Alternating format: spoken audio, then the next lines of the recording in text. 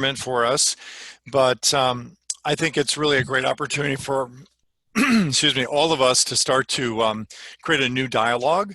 And it's something that from the AAP Connect perspective is something that we've wanted to do for quite a while, which is to start to think about maybe a new path towards mentorship and also other tools that we need to really develop in this time of really significant change and challenge.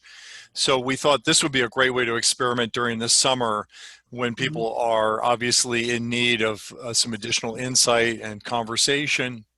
And again, we're hoping to be able to reflect on this experience over the next 3 sessions. So we'll do another one a little later in July and then another one in the middle of August. And then we're going to get a chance to reflect on some of the conversations and then hopefully develop maybe a new kind of career platform for the fall semester as a way to continue to refine this conversation. And I would, for the students' benefit, there is a Cornell-based mentorship program called CU eLink, which is a student-based mentorship platform that allows you to go online and be able to identify people that you might want to approach. And all of the alums that are in that directory have agreed to, and they've kind of stated exactly what they would be available to assist with and what their backgrounds are. So maybe coming out of this conversation, if you want to talk with Marjorie or myself or Brooke, we're certainly willing to be there. But if you want to have a chance to look at the CU eLink, you can also see other alumni profiles of people that you might want to be able to reach out to. There's no cost. It's totally, confidential. There's no obligation. But again, it's a very much a student-based platform where you can look at a whole variety of alumni profiles. It's different than, say, using something like LinkedIn, which is much more interactive, and people, can obviously have a different kind of experience on that, and that's fine. But for some students, it's easier to kind of work within the Cornell community as a way to kind of build a conversation. So that's a separate one. But I wanted to introduce our 4 guests this evening. And we're really fortunate that these are folks that know Cornell really well and have obviously moved ahead with their careers. And I'm going to start off with some of our more recent graduates and then move on. So Ann Wu is with us. Ann, there she is. And she's a Queens-based artist, and she received her BFA from Cornell in 2013. And then she just recently completed her MFA from Yale University this year.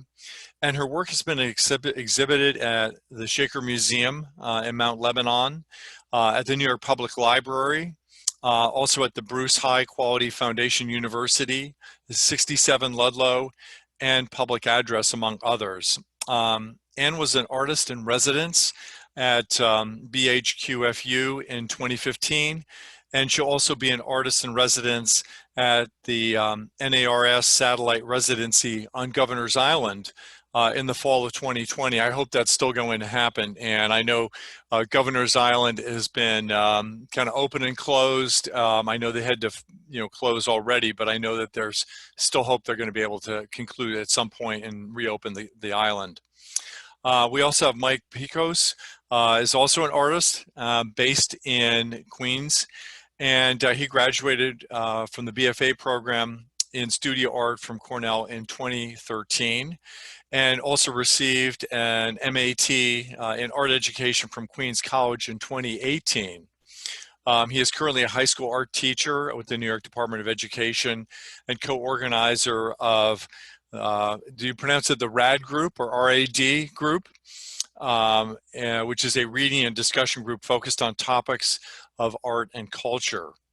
And of course, he studied with us back, was it 2011, 2010? When was that? Boy, my memory's fading. I think it's 2011. 2011, yeah. So time passes really quickly, but they got to spend time with us when we were over in the old 50 West 17th Street studio, which was pretty raw, but a great art space and a great neighborhood.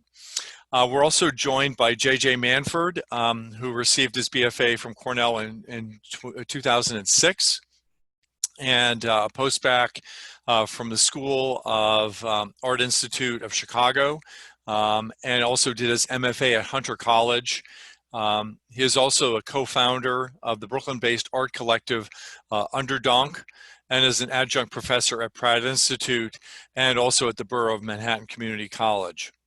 JJ recently presented solo projects at the Derek Eller Gallery in New York, Freight and Volume also in New York, Arts and Leisure in New York, and One River School and Gallery in Westport, Connecticut. His work has been included in recent group exhibitions at the Alexander Berggruen in New York, Y2K Group, Jeffrey Young Gallery in Great Barrington, and also a variety of others. So great to have you here with us, JJ. I know that it was the last minute we were able to get you on board, but we're really excited to have you join our conversation this evening. And we also have a dear friend of mine who is also a fellow scuba diver and all-around amazing guy, Peter Gerakaris. And Peter earned his BFA at Cornell in 2003, and then went on to do his MFA at Hunter College, which is a reoccurring theme within a variety of Cornellians. We have a particularly strong tie to Hunter, where he received in 2009 the Tony Smith Prize. Peter's vibrant paintings and installations and origami sculptures employ a wide variety of techniques and materials and express nature and culture themes. His works are showcased in various permanent installations and collections, including the National Museum of Wildlife Art in Jackson, Wyoming, and also at the U.S. Department of State and embassies in Gabon, as well as at the Schoenberg Center for Research in Black Culture here in New York City, also at the Warwick Hotel in the Bahamas, and at Citibank, including a variety of private collections.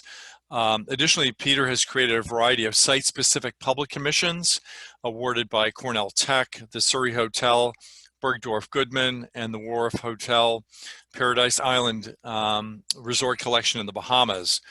He has also been awarded a large-scale public art commission to be installed at PS 101 in Brooklyn through the New York City Department of Cultural Affairs and their 1% for Art program. So Peter, thank you for being here. And Peter's also been a wonderful supporter and a longtime member of the Dean's Advisory Council, so has spent a lot of time on issues associated with the art program, but more broadly also architecture, urban planning, and alumni engagement, especially with Dean Kleinman. And hopefully we'll continue that relationship as we move forward with Dean Yun. So again, Peter, thanks so much for being here.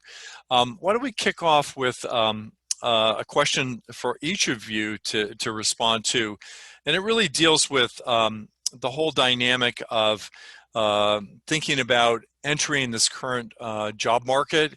And so the question is, what advice would you give our young artists entering today's job market? Kind of put yourself in their shoes for a little bit and give us your thoughts on how we might move forward. And I'll follow that in the same order that I introduced you. So Anne, I'm going to put you on the hot seat because you're also in that world. Since you just graduated, I think it's appropriate that that's probably been on your mind for a little while. So let's let you kick it off. Hi, everyone. Thank you for that intro, Bob, and great to see you all. Hi, Brooke. Long time no see. Okay, so as you mentioned, I relate very well to what you are all dealing with. I went back to school to get my MFA thinking that I would come out much more prepared, and alas, this is the situation that we are in. I guess I don't have exact practical advice at the moment in terms of where to look, but I think it's a good chance to recalibrate and think about what are things that you can do potentially without larger structures supporting you. What is important? Is it about connecting with community, speaking with others? Is it about education? Things like that. So when I was in school, I was able to work part-time at the Yale University Art Gallery as a gallery teacher, essentially a museum educator. So when we first went into lockdown, there was a scrambling in terms of how to translate that into a virtual realm or a different sort of like alternative methods. And so that was a really great learning experience. And I think, and we still don't have answers for that. It's still, it's still a clumsy moment. So what I can say is, for me, I'm trying to maintain flexibility in my thoughts and my emotions as I go into an unstable market, and just trying to be as open as possible in terms of what, and at the same time that there are more possibilities in some way of translation and opportunities. Great, great. Mike, let me pass it over to you.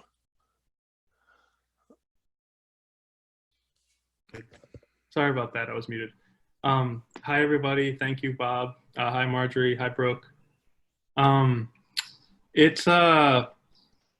Yeah, I mean, I work as a public school teacher, so I've been doing this like strange, like virtual classroom thing, but I'm kind of on the other side of it. I guess it seems like right now, I don't know what the job market's going to look like in 2 or 3 months, but if you could find something that kind of exists somewhat online, that's probably a smart move.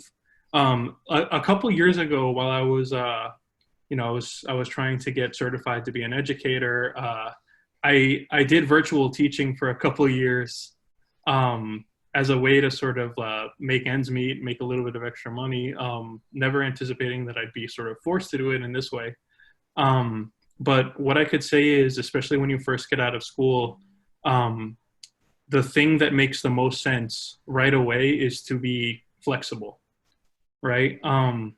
Your expectations for the job that you get right outside of school, might not match the reality of what jobs are available. And the important thing to remember is that it's a marathon, not a sprint, right? If you don't get like a super prestigious internship, or your, super prestigious internship doesn't work out, that doesn't mean that, in the long term, there will be no further opportunities. Yeah. JJ, I'll turn the mic over to you. Okay, great. Thanks for organizing this, and great to see everyone who's here. Obviously, we've never been through something that parallels this, so it's a hard question to answer. From personal experience, when I graduated from grad school, I had a rough few years. And artistically and also financially, and it wasn't until much later that I got my act together to pursue teaching, which I've done now for about 6 years. But in the interim, I worked for artists, and I taught children actually. So I can't say I didn't teach entirely. I got a job that a lot of Hunter students also had, teaching for this great organization based in Chelsea, called Time In. And that was through, I guess to whittle it down, I'd say that was through fellow students and friends that I had made, and just the community that I had generated had honestly been my biggest asset for all that. When it comes down to it, just in terms of hearing about jobs, in terms of getting into jobs. And so I always tell this to my students now, actually, that your teachers are wonderful, but your real allies are the ones that you're making in school, and not just the ones that you graduate with, but the ones that you made that are upperclassmen, if you made any, and so forth, because they're the really ones that they're gonna get your feet on the ground running, more so than any other resource. So look to your friends and make strong connections in school is my biggest advice for the job search. Yeah, Yeah, no, it's well taken. That personal network is so vital. I know in last night's conversation we talked a lot about the network as kind of a lifeline to really find those first early opportunities. That word of mouth. A lot of times jobs aren't well published because some people are really afraid they'll be overwhelmed by the number of applicants. And I think that's one of the factors that we're seeing right now is given the lack of opportunity, I think a lot of people will be very wary of posting anything very publicly for fear they're going to be deluged with thousands of submissions. So I think that personal network, I think JJ is absolutely on point. But enough about my conversation. Peter, let me throw it over to you. You came out of Hunter in 2009, man. That was a tough 9 and 10 were tough years. I love to hear how you managed to get through that. Yeah, well, thank you, Bob and Marjorie, for putting this fantastic panel together for the students and young alums.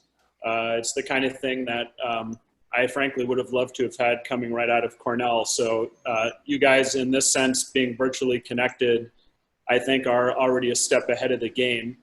And one thing I was saying to Bob and and Marjorie in a prep meeting is that by default, artists are creative individuals. So again, that gives you a big leg up over a lot of other people coming out into the workforce in general, is you can think outside the box.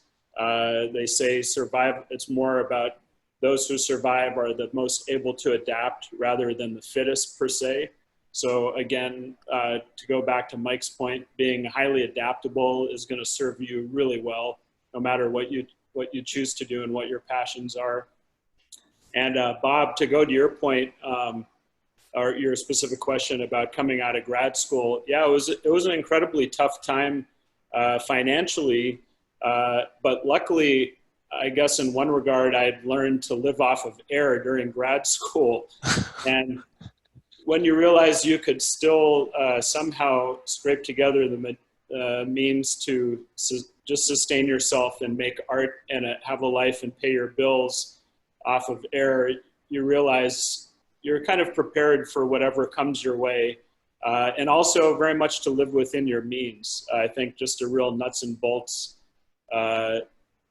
recurring theme I've heard actually not only in my own experience from talking to and hearing some really well-known artists talk who have been in multiple biennial shows and in huge museum collections, is even when their careers were really riding high after maybe starting from nothing, is they always moderated their expectations and they didn't, buy 2-3 homes and mega yachts, because inevitably when that next recession or crash comes, which it will, they were still able to operate within their means and be with their families and to put money into materials and art making and do the stuff that was really nourishing, to their lives and souls.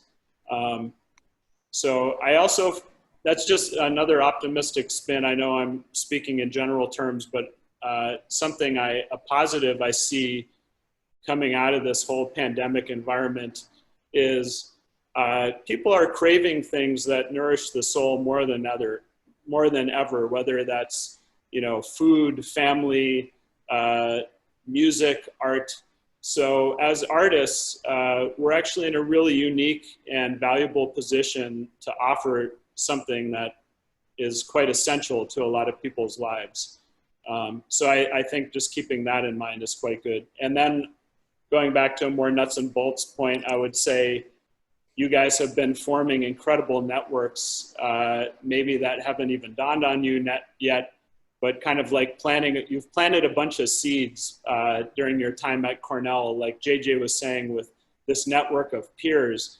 And that's something to really nurture and grow over a lifetime, to nurture it organically, because, lo and behold, 15, 16 years out of undergraduate, I have peers who have gone on to become tech CTOs from other colleges at Cornell who are art patrons now. And, we were hanging out together in the dormitories, and now they're in a position to be able to put your hat in the ring for an art commission, whether that's public, private, or refer you to a gallery. So you never know where this stuff is going to come back to help out years later. So just really nurture that network that you've already planted the seeds for. Yeah, that's great. No, thank you, Peter. I have another question for the group, and then I think we'll transition into some direct student questions that we've received, but we'll also take questions from the group as we go forward. And if you do have an immediate question, I think the hand prompt is working. Marjorie, can we? Yes, and I also just sent you a student question via chat. Okay, great, great. So I have one that's kind of reflective of kind of our college, you know, your time at Cornell. And the question is, what specifically about your college experience has proven to be the most helpful in your eventual career search and success? And specifically, is there anything you didn't necessarily anticipate being helpful, but actually has been really impactful in your life? I know that's a bit long. I can restate it, but Anne, let me throw that over to you. You know, thinking about your time at Cornell and also at Yale, about some of those things that you know, really have influenced kind of your direction. Sure. The hot seat is hot. Okay, so I think one of the running themes that we've been touching upon from each of us is this this networking as a tactic, but I'd also really like to think of it as community. So it doesn't necessarily, I think when I was an undergrad, I sort of pushed back against the term of networking because it had this air of serving a very particular kind of purpose, but then I realized soon afterwards, it's a methodology that's related to community building. And I think the benefit of going to a place like Cornell is you get to be around so many different minds and so many different people of different, well, generally different backgrounds. And I think that sets you up to be comfortable enough in the world to navigate different social situations and to have always have the challenge of accepting the challenge of meeting new people and being comfortable in that. So I would say that was sort of an unspoken, quieter lesson that I picked up while being there without realizing it. And it's definitely also translated into my time here, where you realize that your faculty members can also be your peers, and that you're sort of navigating this, as Mike mentioned, this marathon together, and that there are people who will just sort of remain in the long run in that sense. So I think it was and also just Cornell as as just an institution of so many students and so many faculty members and so many people who've gone through there. Once you go to a large city like New York or anywhere else, you're gonna bump into somebody where that means something. And that's also something that, they tell you that at school, but it's not like necessarily something I was putting on the forefront, but it happened regardless. Yeah. Let me turn it over to you, Mike. I have to second what Anne said. I feel exactly the same way about the term networking, and initially I was really put off by any suggestion that we network.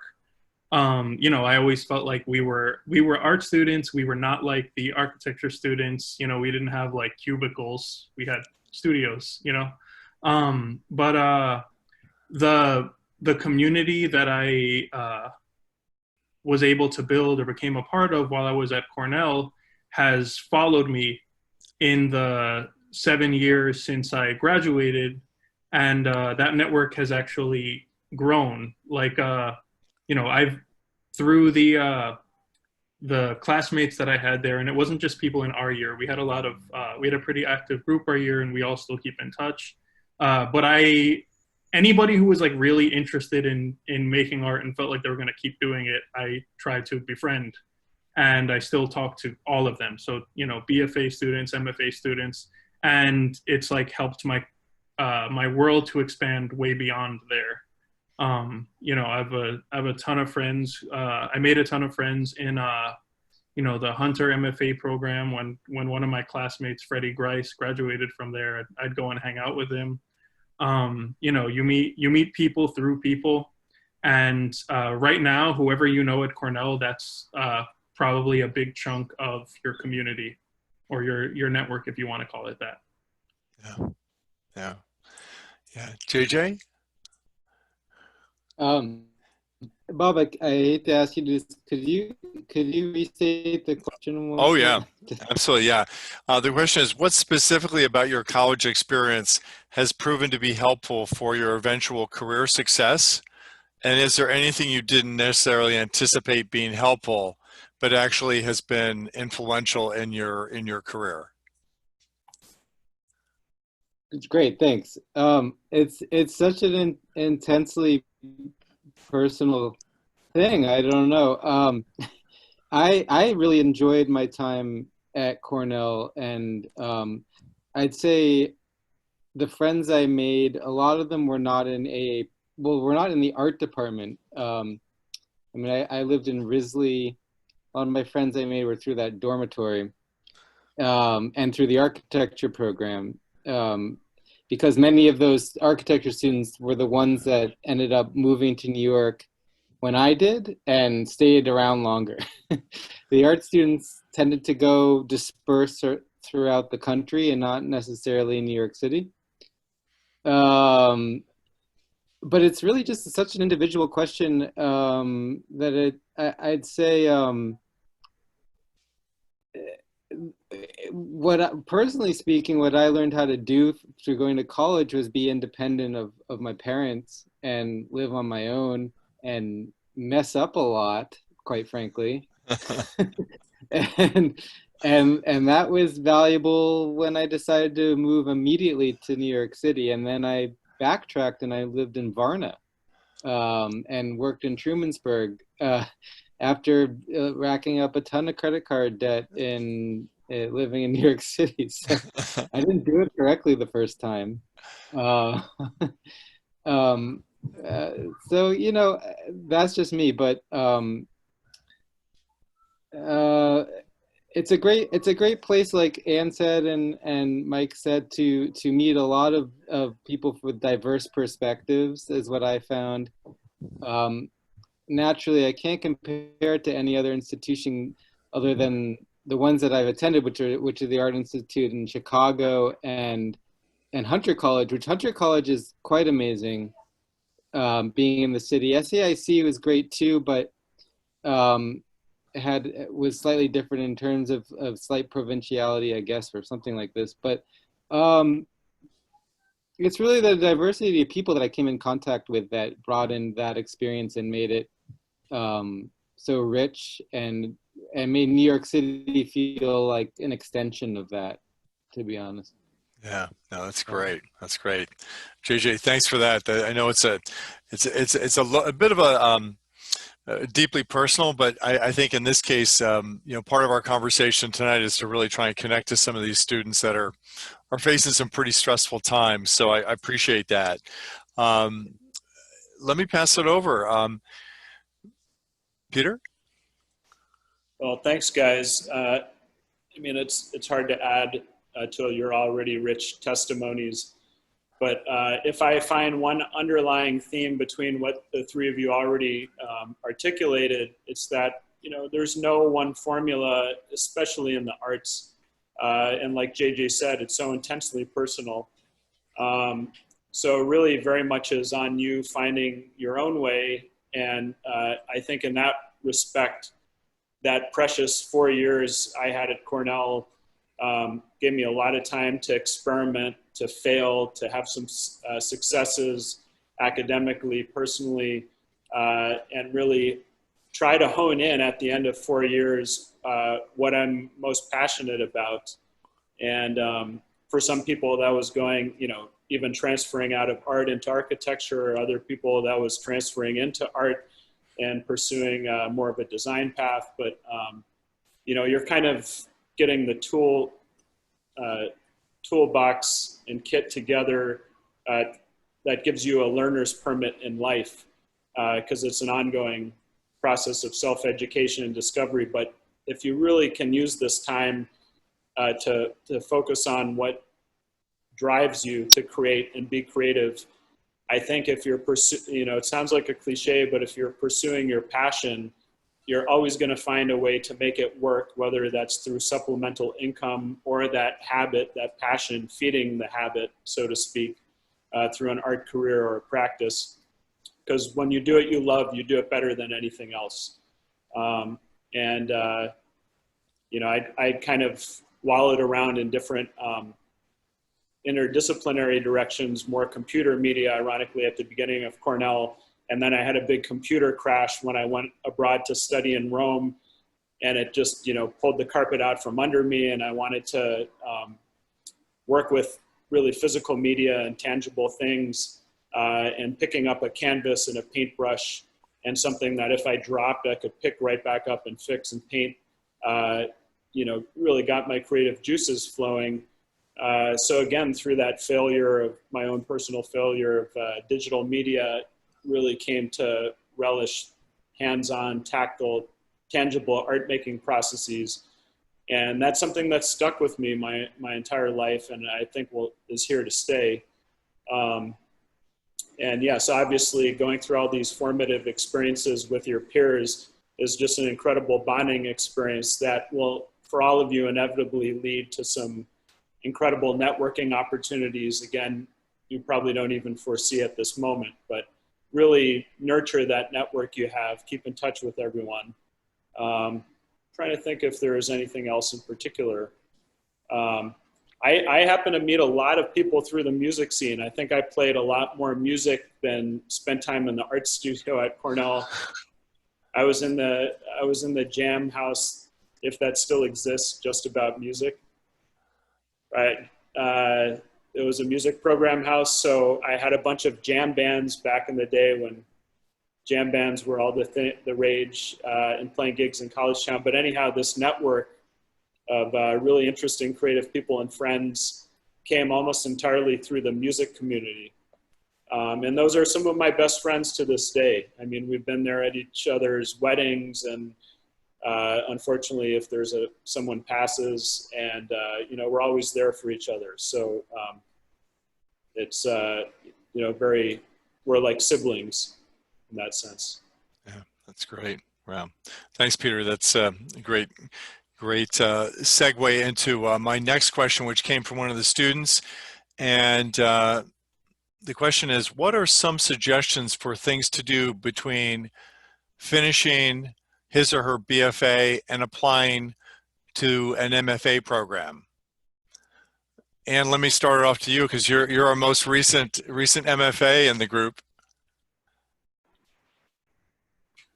Thanks, Bob. It doesn't feel real because virtual graduation. So a lot of you all also experienced.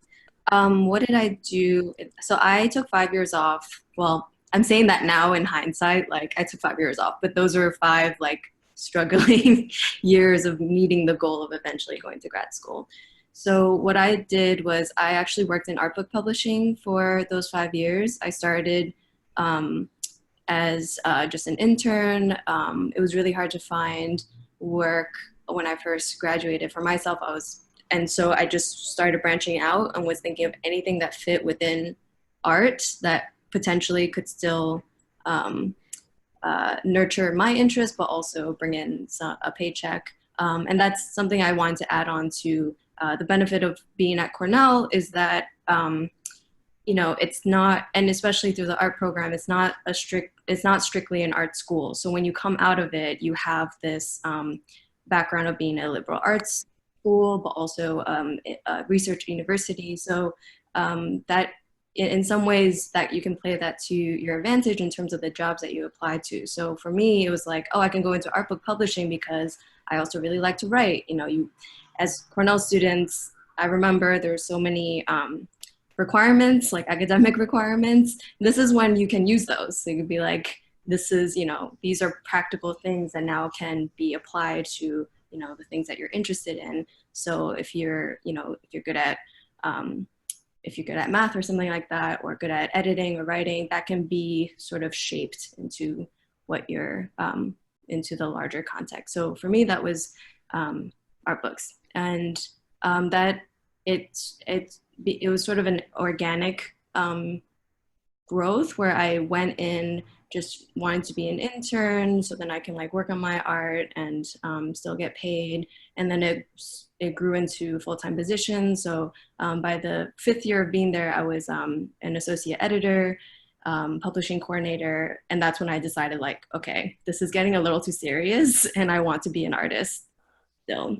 So it was sort of a test too of like, whatever career path you're out in the world, if it clicks for, you know, some of my peers, it clicked and it was like, this makes sense for me, I'm gonna stay with this. And that's totally okay because you're being a Cornell student, you're sort of primed to see as many possibilities are out there, which is why you're asked to take all those academic requirements, I believe.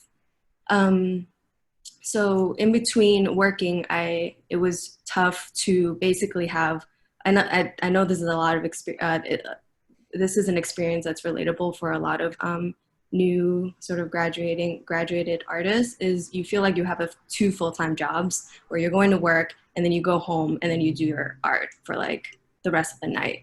And it's a tricky balance. So you're sort of put to the test in terms of what you're willing to sacrifice for whatever thing that brings you joy. So in this case, you know, it's maybe I was living back with my family in Queens. Luckily, I have the advantage of being from New York, so I could still like be in both worlds and still go to shows and finding time, using whatever time I had that's extracurricular, so to speak, to again connect with the community of artists from Cornell that I did know. So a lot of MFA students, Mike mentioned our friend Freddie, who was at Hunter, and also seeing students who graduated before us go through the process of applying to grad school. So everyone who came before you is sort of laying out this map that you can decide which one you want to follow. But we also have really good friends who were graduated from the MFA program when we graduated from the BFA, like Amy Kunad, Peter Chizinski, and they had studios set up. And it's just like a different experience to see what it's like when you graduate with an MFA versus a BFA. So that was my 5 years of sort of balancing all these different parts of corporate life, art life, social life, and family, which it's doable, it's tough, but you know, Cornell's not an easy place to get out of. So that's another sort of practical skill you built from being there, is sort of enduring in order to achieve the thing that makes you happy. Yeah. And Mike, I know you've not done your MFA, but you've done other training to do your art education. Any thoughts on whether or not you're going to pursue an MFA? I'm still thinking about it and figuring out. All I could add to what Anne said, because I kind of like watched her go through this whole process, is, you know, like if you're going to work and continue to make work, you will figure out a way. Like, you know, you'll find the time if you need to find the time to make work. You know, you'll use your evenings or your weekends, or, you know, in my job, I have, the job I have right now, I have summers off. So like, immediately I went from, you know, like starting at 3 p.m. to starting in the morning. So, you know, like if you're going to make work, you're going to find a way. And I'm 7 years out of school and I'm still thinking about getting an MFA. And I know people who went, you know, I'm pushing 30 and I've been told by a lot of my, you know, friends with MFAs that I'm still on the young side for it. So, you know. Still time. But, yeah. That's great. Hey, JJ, give us a little bit of sense of you know, anything that you might suggest for those that want to go back and do their MFA. Oh, yeah. I just want to say that it's a great question, and you don't need to know anything after you graduate from college. Like you can just try a lot of stuff out. You don't even know you don't need to know what kind of art you're going to be making. You don't need to know what profession you're going to get into that supplements your art making until you can make money from your art, which takes a lot longer, but what you do need to know, and I think, you know, what Mike got at and Ann got at, is that you have to have this kind of thing that I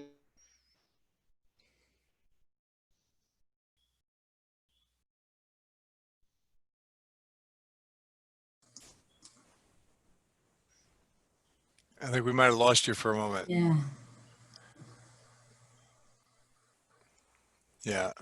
We'll let JJ go for a moment and he'll come back. Well, hey, Peter, are you still with us? Yep, certainly. Yeah. Yeah, we'll let JJ catch up when he restarts. Yeah, absolutely. I think, again, there's no one formula in terms of what to do right out of school. The big question, to get an MFA, to not get an MFA, my own personal perspective is it's definitely very healthy to take some time between undergraduate and grad studies. I think that's actually my advisor and professor at Cornell, Buzz Spector, who used to be the chair quite some time back, had seen that I was really eager out of the gate at Cornell to apply to MFA programs. I actually had gotten into one. And he's like, I want to congratulate you on one hand, and selfishly, I really hope you don't go, because he's like, I think you'll really benefit from taking some time off and, you know, having some real life experience, and then you can get that much more out of the MFA if and when you decide finally to go and get an MFA. And he was entirely right. I ended up actually getting an internship that led to a freelance position with a really amazing graphic designer, Milton Glaser. Again, that happened through a Cornell connection. Never would have happened otherwise. And quite fortunately, had that experience for a couple of years. And then as much as I learned from that and found it totally incredible, I was just itching to make art with my hands again and kind of get away from the computer. So while the digital skills were really useful and they're always coming in handy, and broadening your skill set is only going to be to your advantage, as broad a skill set as you can have. At the time, I had really wanted to get back to an art studio. So I'd saved up just enough money freelancing with Milton to be able to rent a crazy artist loft behind a junkyard way out in Crown Heights, where you entered through this kind of hobbit hole in a metal door, in a metal gate. And it was amazing, though. It put me in a community with a lot of other artists, and we're all helping each other. And whether it was helping each other build supports for paintings, or put together installations, or curating one another into these really kind of alternative art shows. And I actually, through that community, then met one of the first art dealers I had started working with, who was kind of a combination of Austin Powers and John Cleese from Luxembourg, who worked at the UN by day and was an art dealer in Manhattan by night. And you just never know the kind of people you'll come in contact with. And that actually had led indirectly to a residency in China. The residency in China then made me think for quite a while I wanted to become fluent in Mandarin and do a Fulbright. And just by luck, I was applying to the Fulbright and I was applying to Hunter at the same time. And just because of the timeline, the Hunter application deadline was due before the Fulbright. I submitted that. I got into Hunter before having completed the other application. And I figured, well, at this point, I think I was maybe 3 or 4 years out of Cornell. I figured if I don't go back personally right now for an MFA, I don't know when I will. I can't even rent an art studio in New York City for the amount that you pay for it at the time for an MFA at Hunter City University, New York. So I went, and it was just an absolutely incredible experience with amazing peers and professors. And also, you know, again, it's very personal where you choose to do an MFA, but you know, what's right for Anne and potentially right for Mike could be totally different than JJ and myself. And at Hunter, I really like the fact that you could go part-time as a student. So you could have one foot kind of in the professional world if you had part-time work, or you had to maintain a job to help pay tuition, whatever it was. People did all kinds of things, and then still could take a couple studio courses or seminars or theory concurrently. And that 3-year stretch really gives you a lot of time to selfishly delve into your own work and focus on it in a way you can't when you have so many other distractions of life outside of the academic context. So in my particular case, that was, you know, a real luxury to be able to do the MFA in actually 3.5 years, and to also come out of the program without debt, which I know for certain people can be crippling. You know, we're not getting a medical degree and then suddenly getting paid over 6 figures. Maybe you will, you could, but chances as an artist is I wouldn't count on that. So. That's great. No, thank you, Peter. JJ, we lost you for a minute there, but let's hand you the mic so you can carry on. Yeah, I'm sorry. I hope it doesn't happen again. No worries. Yeah, I mean, I also ended up going to Hunter eventually, and so I can echo what Peter said about selecting that program. When I did decide to get an MFA, that was part-time so I could work and make money on the side, and B, a lot cheaper to begin with than a lot of the MFA programs that I was looking at.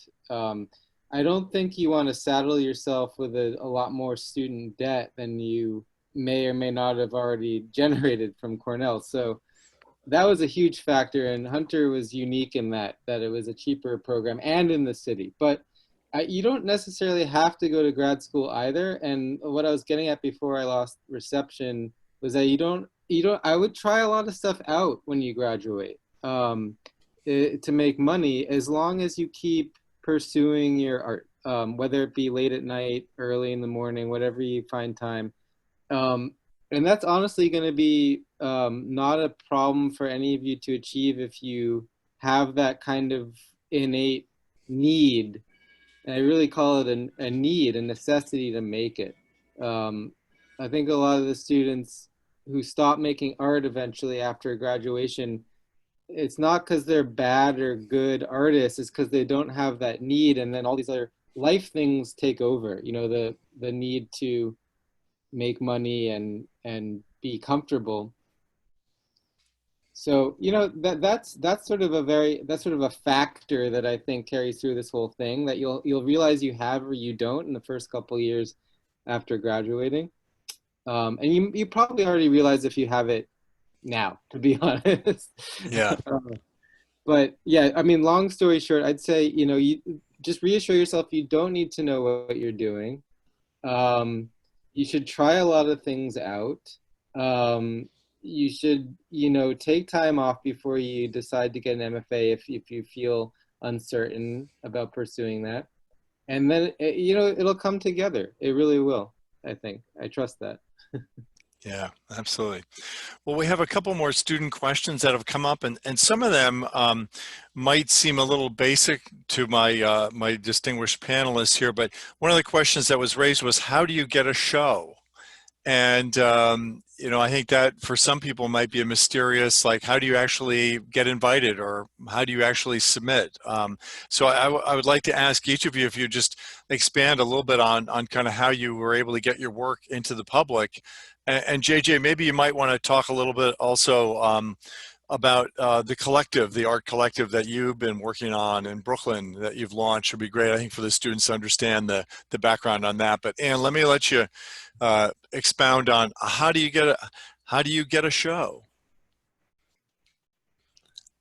There are a lot of different ways to do that, and for me, it honestly boiled down to, again, not to say the same thing, but the people that I met in undergrad. So actually, the first time I showed work publicly in New York was through Amy Cunat and Peter Chizinski, they were running a gallery space in Brooklyn. And the thing about shows is once you sort of get your foot out the door with one, eventually it can lead to other things. For me, it's always been through people rather than, there are like open calls and things like that, which now I'm more looking at, but it's you find the places where you can show through people that you know. Sometimes it can be maybe more meaningful, or just like it's another way to strengthen a connection you already have. So that was the first time, and that was like a taste of seeing what that's like and getting over the first initial like discomfort of what that experience is like. Although actually, I guess the first like official sort of showing was actually through AAP NYC, because we did, Mike and I, as well as another graduating student, did the post-baccalaureate award. So through that was like a first foray into connecting with other Cornellians in New York City. Maybe it was actually through that where we reconnected with Amy in a really strong way as well, even though we were already friends. And then other opportunities that were kind of funky that came up was at the New York Public Library. I actually got that exhibition opportunity through someone I worked with while I was in art book publishing. So it was somebody that I was working with to put on artist talks and panels at the New York Public Library, and she was also working artists, and so we just got to talking. And of course, this is something that you build, that that you can go past of just a professional relationship, and from there it was just, again, very like natural progression of something that she was running at the New York Public Library.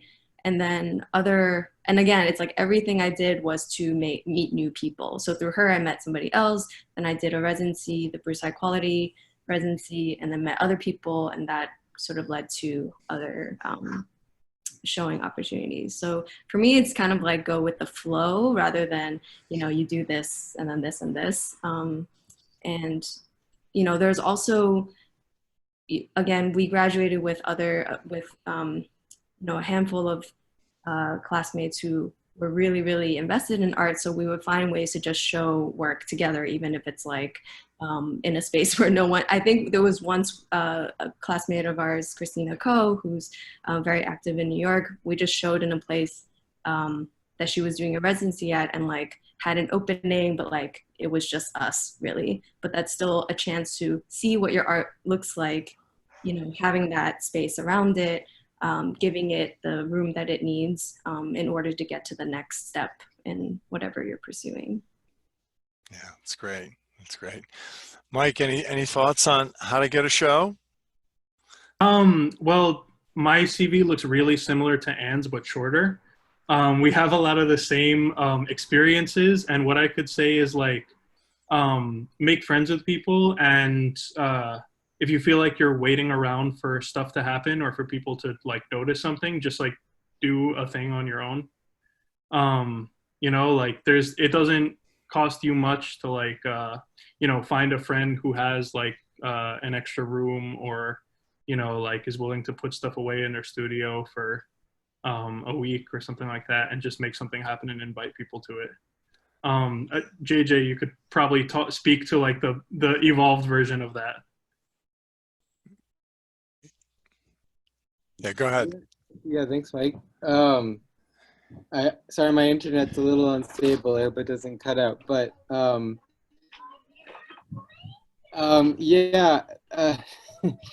started an artist collective with my wife, who is also a Hunter graduate, and we didn't have opportunities, but we made them through that. So that, I think, what Mike said, if you don't have anything going, make something happen, is great advice.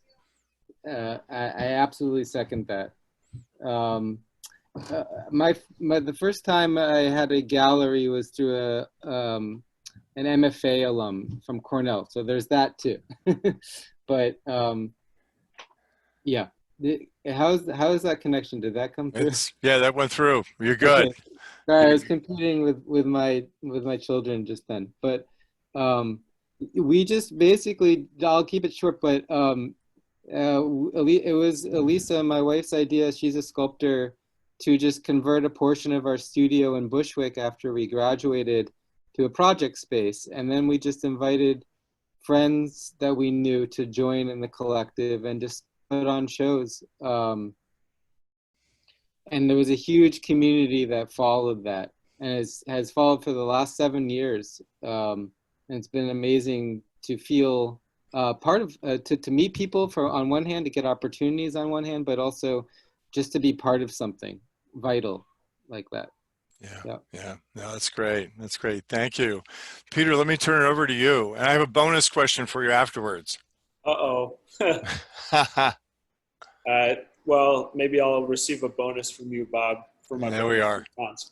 I would say, I mean, you guys are all giving terrific feedback, and without going too much down a rabbit hole, you've covered a lot of ground. I would say, first of all, don't put undue stress on yourself that being an artist is all about racking up shows in the CV. Shows are terrific. You meet a lot of people through shows. You often get shows by the people you've met or know.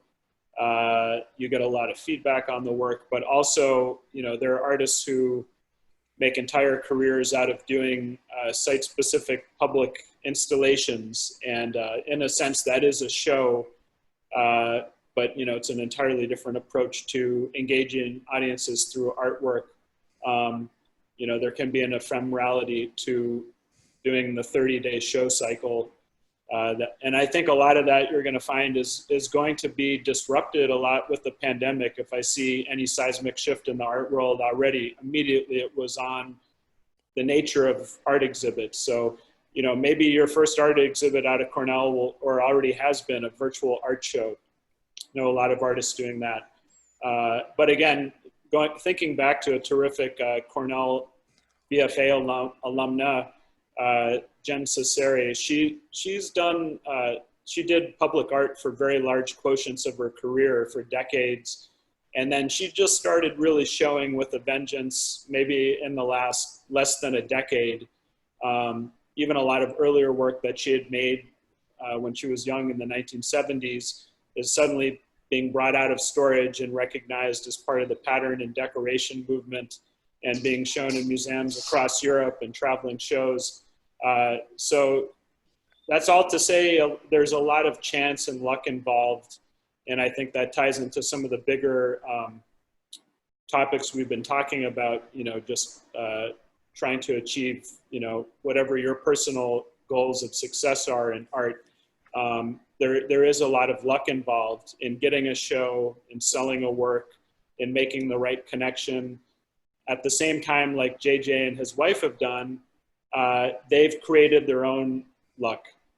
So we also do have a certain degree of control over creating a context that improves our odds at having good luck and better chances. So that was one thing I wanted to add on a more general note. And it's also, again, it's, you know, it's inspiring to me. Both of my parents are artists. Despite everything I saw at home, I still somehow decided to do this career in the arts. And going back to what JJ was alluding to earlier, it, you know, in a nutshell, it's the kind of thing that chooses you, not the other way around. So you're kind of born with it, and you're going to find a way to make it work. What Mike was getting at is, if, you know, there's a will, there's a way. You'll always find a way to make your work. So again, it really is the kind of thing that chooses you, not the other way around.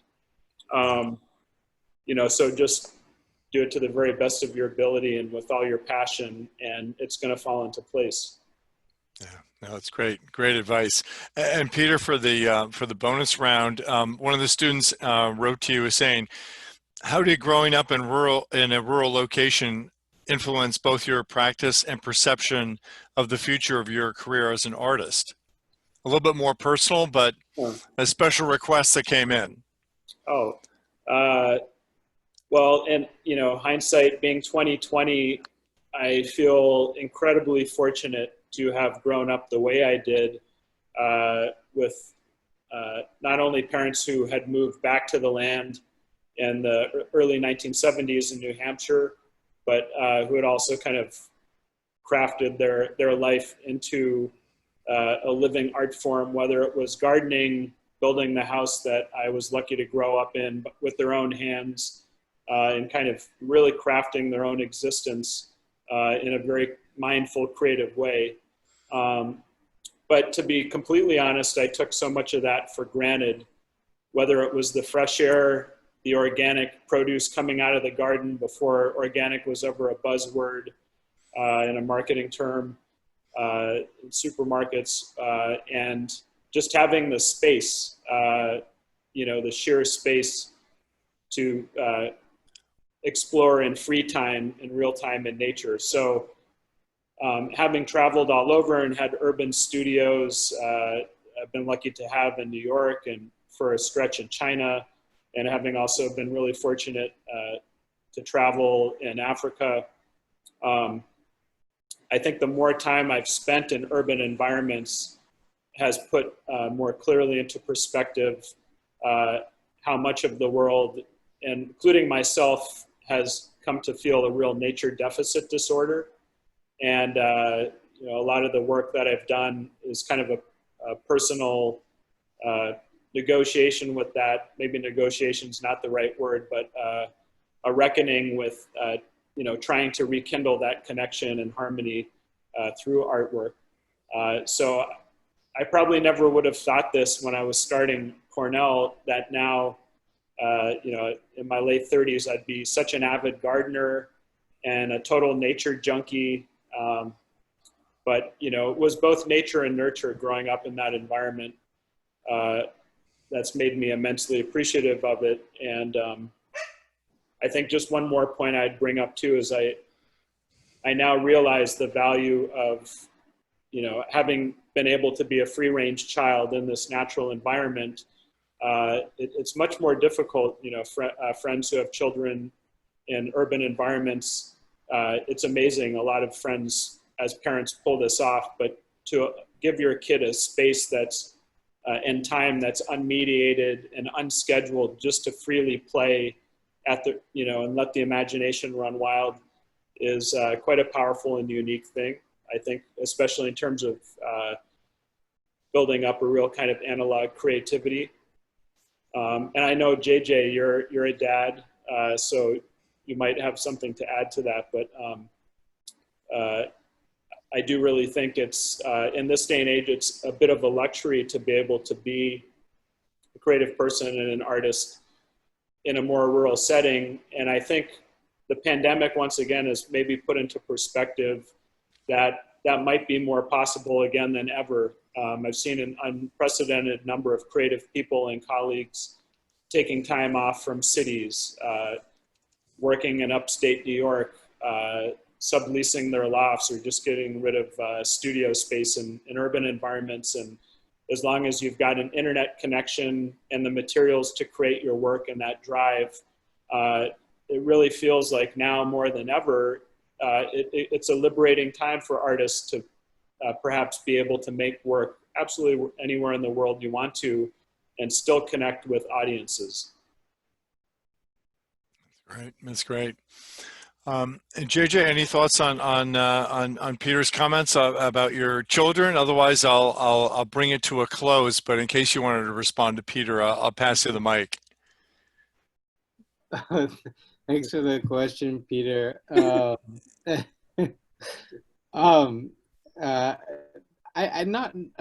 Nothing specific. I just to say that when it comes time for any of you to consider having children, it's totally possible to be an artist and be a parent, because you're going to hear a lot of people, keep that in mind for when the time comes. You're going to hear a lot of people say that that's not possible, but that's bullshit. That's great. Wow. It's not easy, but it's, yeah. Well, hey, I think I know we've been running a little bit over time, but JJ, thank you for that, because we'll certainly, I think that topic will probably come up in the second or third round. I expect that we'll probably also get a chance to explore a little bit more about that, that kind of viability of following your passion versus the ability to make a living. I think that's going to probably come up a little bit more in our second and third round about that balancing of what it takes to be able to kind of continue to do what you love and then be able to, you know, still keep the roof over your head. But this has been a really wonderful and really personal discussion this evening. I want to thank all of you, you know, Ann, Mike, Peter, JJ. This has been really great to hear more of your personal stories. And certainly we'll hopefully keep our conversation going. And Marjorie, if you have other things that you want to close on, I want to express my gratitude for all of you for making this possible. And hopefully we'll just kind of keep it going, and we'll maybe be able to continue to follow up with other